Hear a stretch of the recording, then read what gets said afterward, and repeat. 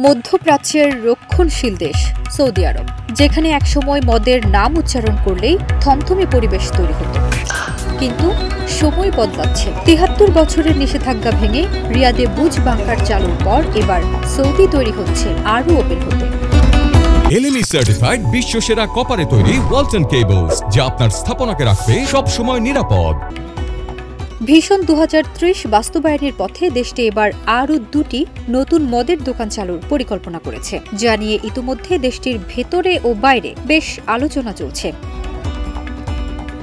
এএফপির বরাতে জানা গেছে, একটি দোকান চালু হবে সৌদির রাষ্ট্রায়ত্ত তেল প্রতিষ্ঠান আরামকোতে বিদেশি ও অমুসলিম কর্মীদের জন্য। আরেকটি দোকান খোলা হবে জেদ্দায় কূটনীতিকদের সুবিধায়। তবে জেদ্দার দোকান থেকে কেনাকাটা করতে পারবেন শহরের অবস্থানরত কনসুলেট কর্মকর্তারা। দুটো দোকানেই ২০২৬ সালে উদ্বোধনের সম্ভাবনা থাকলেও সৌদি সরকার এখনও কোনো তারিখ ঘোষণা করেননি।